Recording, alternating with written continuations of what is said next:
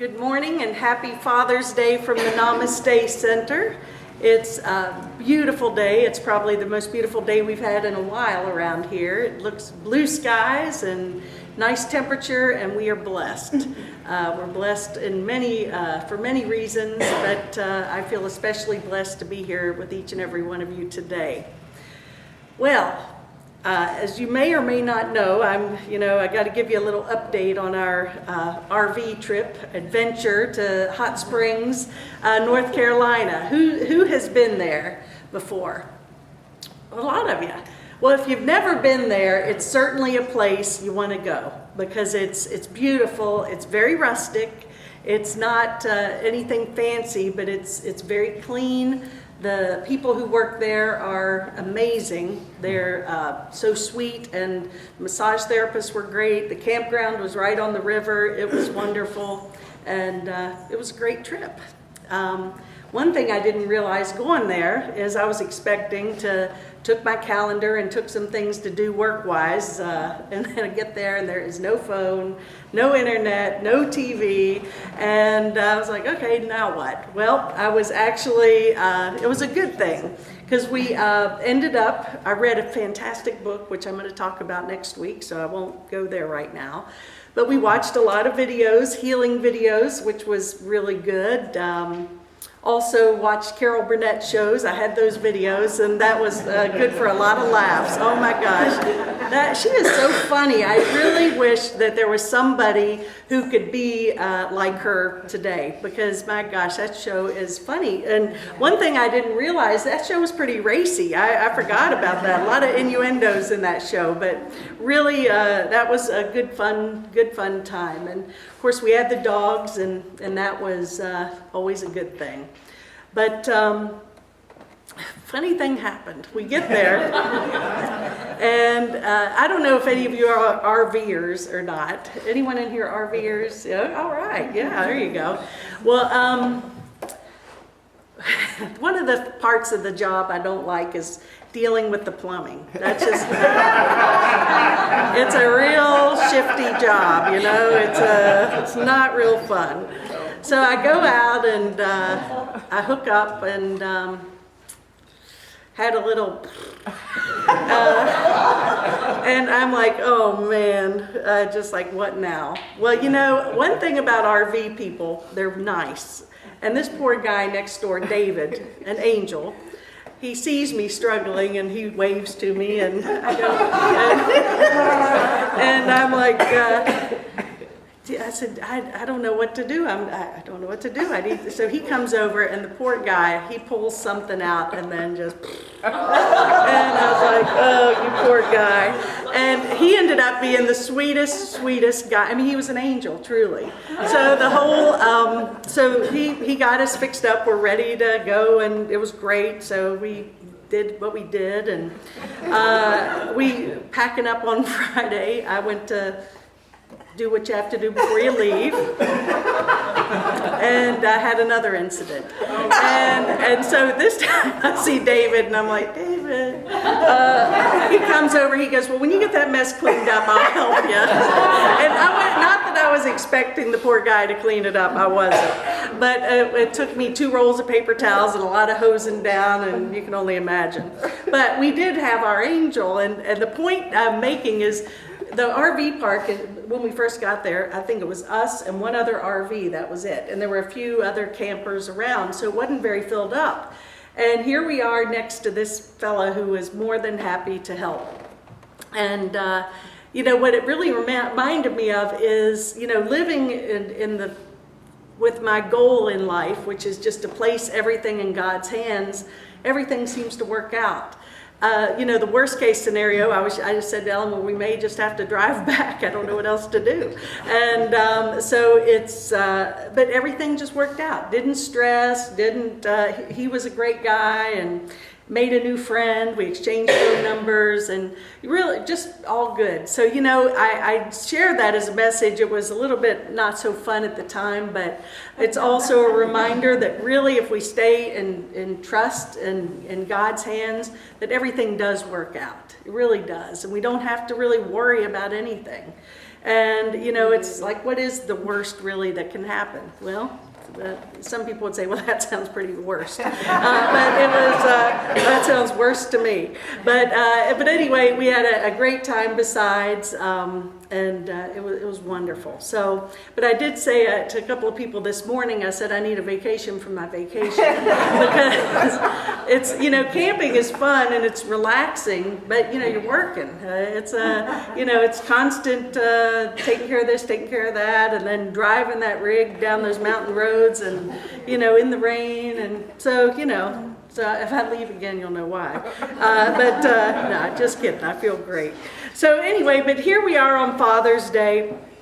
And, you know, we celebrated Mother's Day just last month, and now Father's Day to honor our fathers.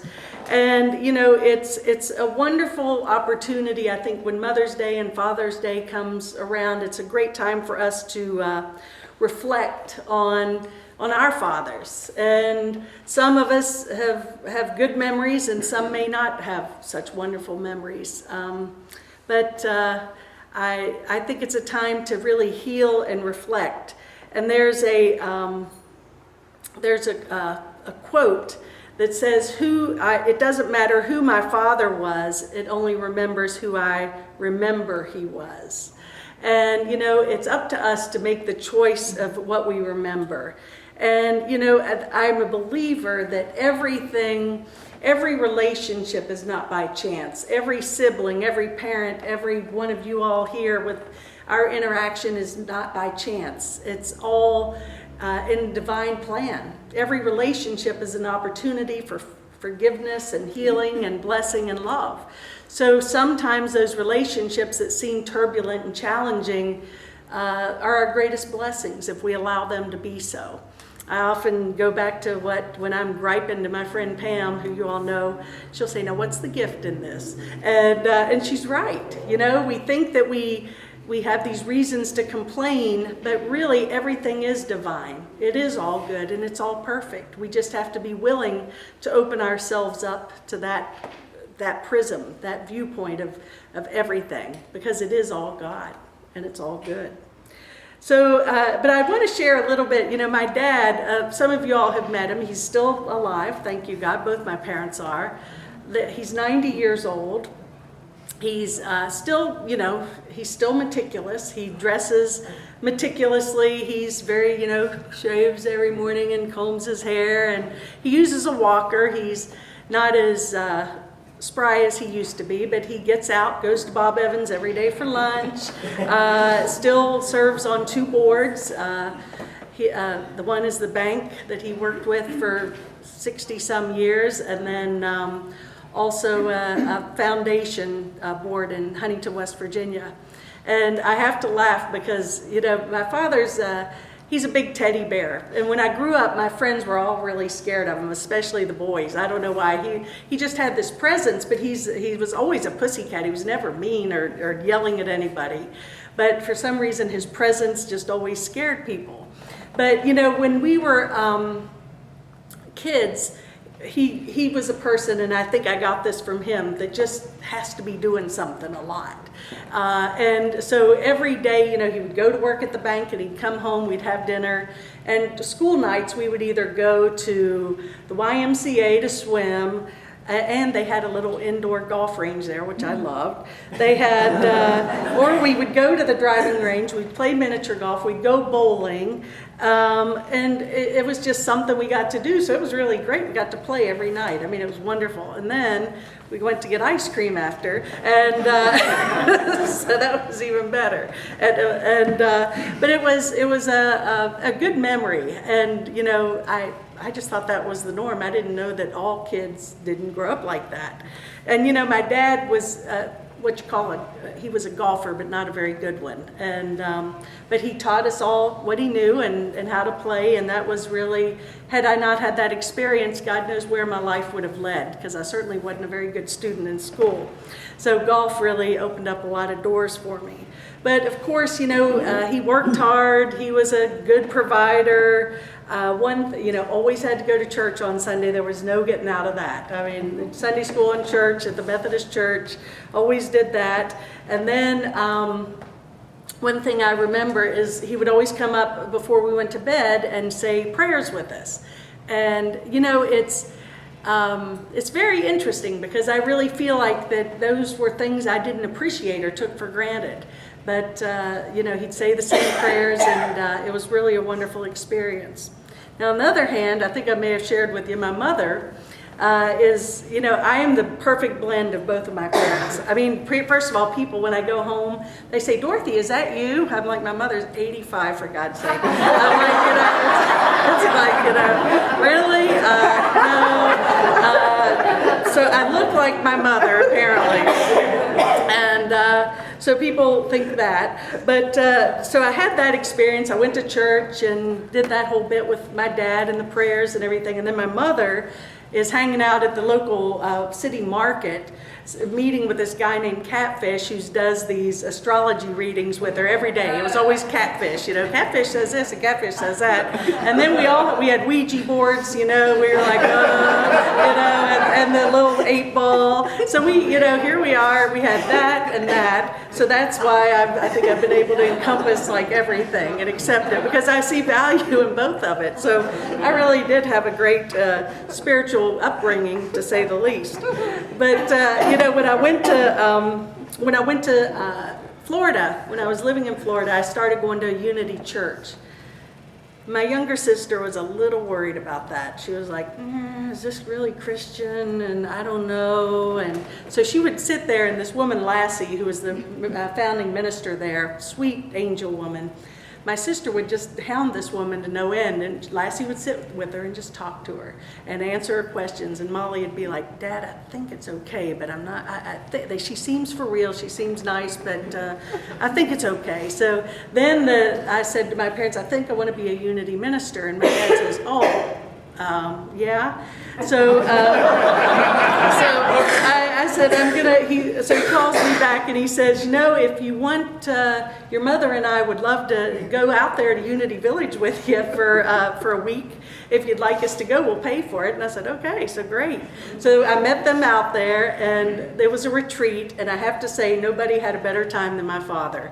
And he was singing, and he loved it. He was up at 6 and in bed at 11 and loved it. So I think that was a real shift, but again, a gift, because he was willing to open up to, whatever. He wasn't saying no, stay away from that, that's weird. But so I was very blessed in that respect, because, it could have been different for sure.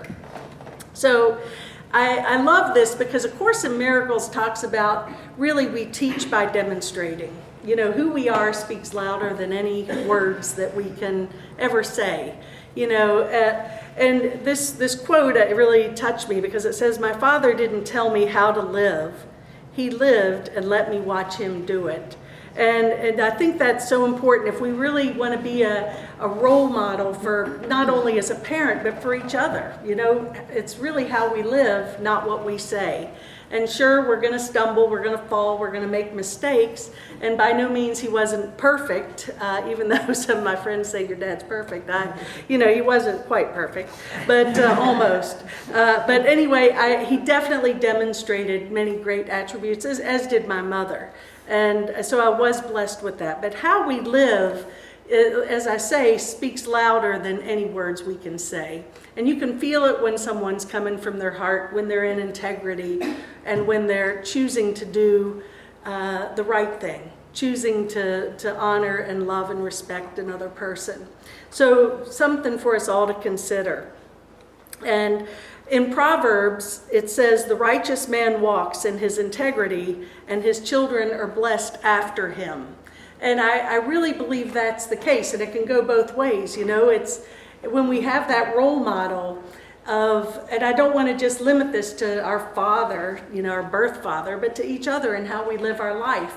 Because when we do live and walk in integrity, everyone after us and around us is blessed. And so when we really take that to heart, go to bed at night and feel good about how I live my day. And and Marianne Williamson, I've made reference to this many times, but she reminds us to ask ourselves before we go to bed, who have I not forgiven today?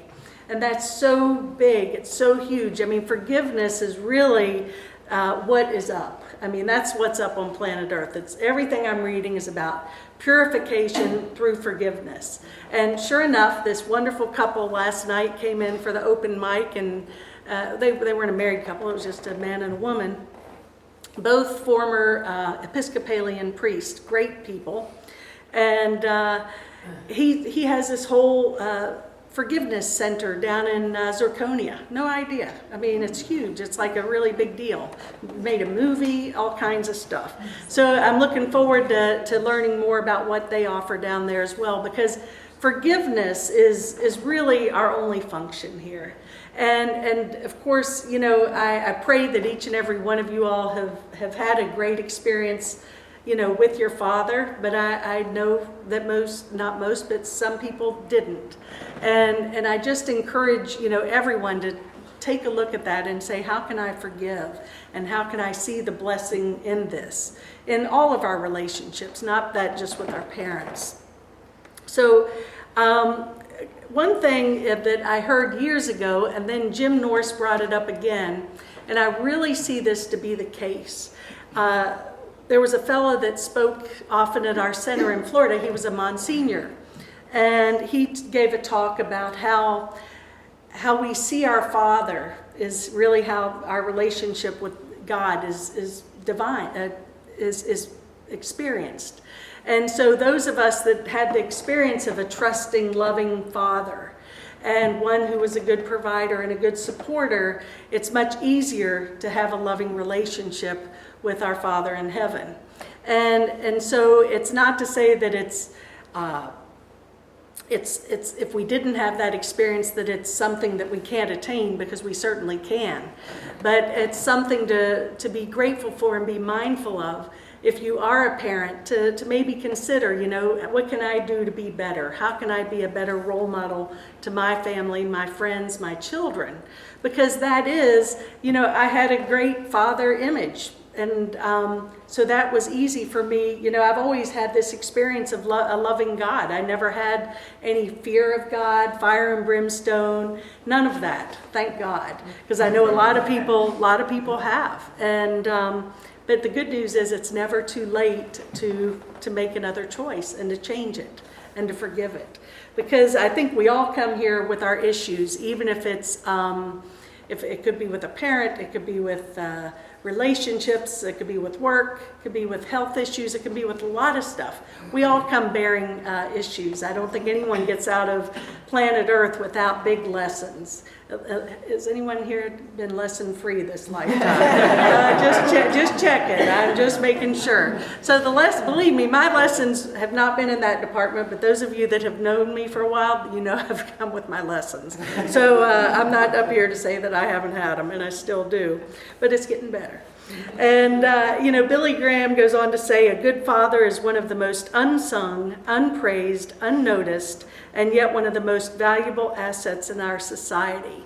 And again, I don't look at that as just our birth father, but just the role model of the divine masculine and also the divine feminine.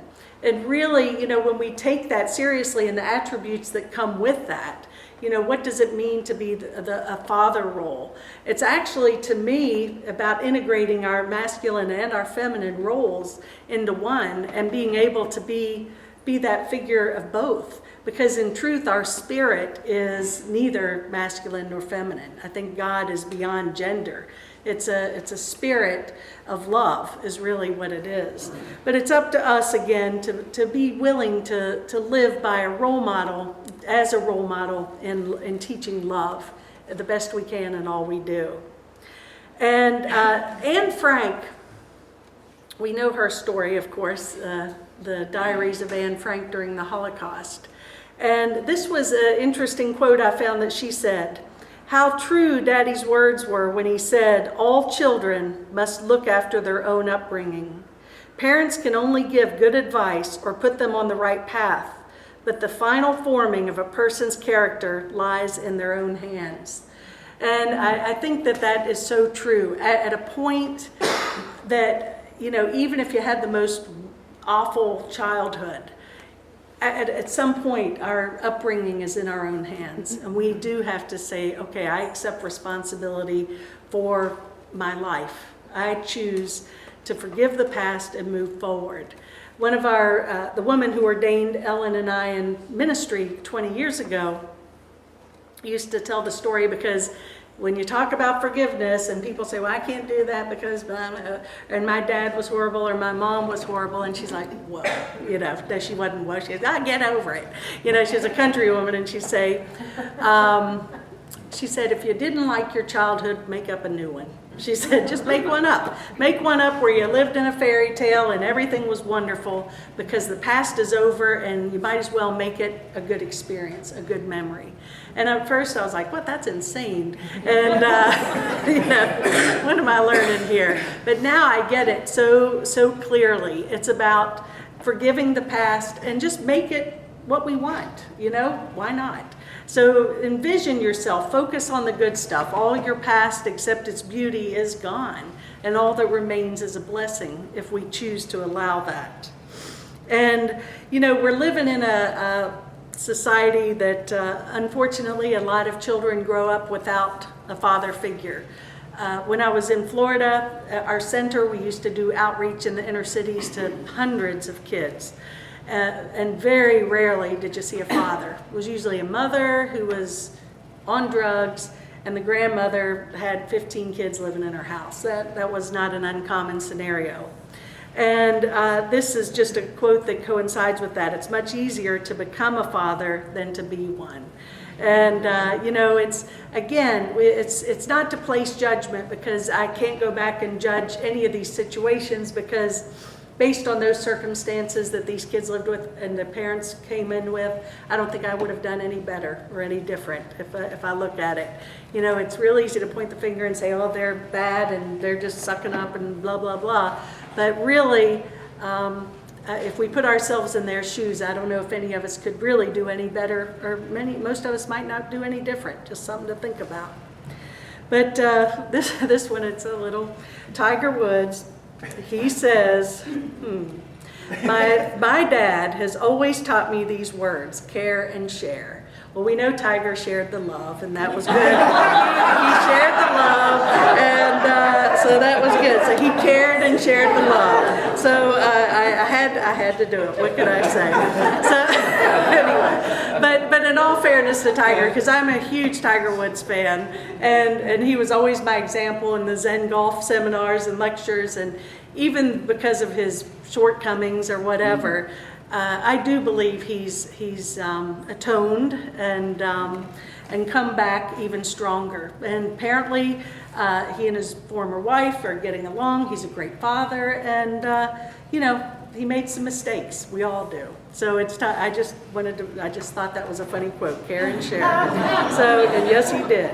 But and also besides sharing, he has got a foundation which is remarkable and does amazing work with bringing golf to people who normally wouldn't be able to play the game, because it's a game that's not necessarily available to the masses because of its expense and time. And he's put a lot of his good fortune into creating this Tiger Woods Foundation. So he is a great guy. So I do wish him well. So in closing, I just ask us all to consider, what is it that may be unhealed? And we don't have to have our father or our mother here necessarily in physical form, because our spirit is still connected. We can still do the work even though they're not here on the planet. A lot of us may not have parents here anymore, but you can still do the forgiveness work.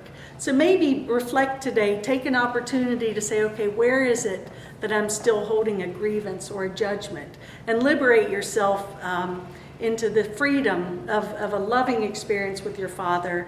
And I bet you anything that'll change your experience that you have with your relationship with God as well. So in closing, I want to just remind us of this quote that just tags on to what I was just saying. And I said it already, but I think it is a good one to remember and close by. It doesn't matter who my father was. It matters only who I remember he was. And so it is. Namaste.